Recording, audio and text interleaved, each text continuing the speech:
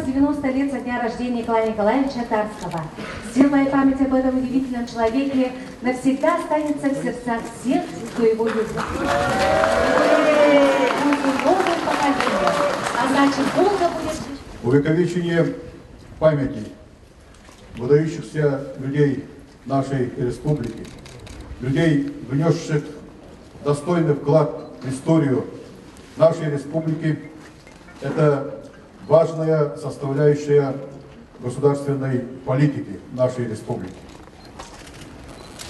Ибо это история, и это наше уважение к своей истории, к своему прошлому. Для нашего народа, который пережил смену социальных эпох, это особенно важно. Я считаю, что Николай Николаевич – это продолжатель дел Максима Кировича Амосова, Платона Юнского, Исидора Барахова, потому что именно молодежь, молодые люди, каждый в своей отрасли, кто-то в отрасли госстроительства, кто-то в отрасли спорта, начинали эту достойную, трудную, но в то же время почетную миссию. И в частности Николай Николаевич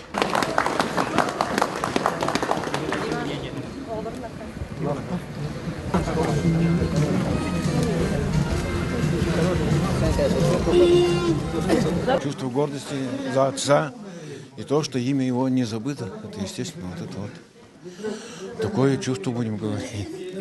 Радости, естественно. Да, заслужил отец такую память.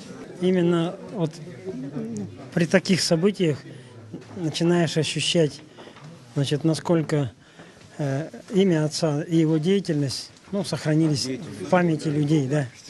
Потому что я вообще-то тоже достаточно уже в 2 раза больше отца, будем считать, мы проживаем, да.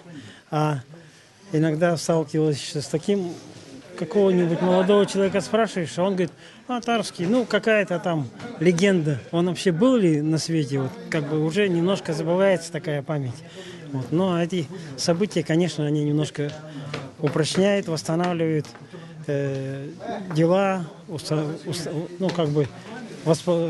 скажем так, напоминают о тех временах, когда, которые вот дали толчок нашему развитию нашей республики.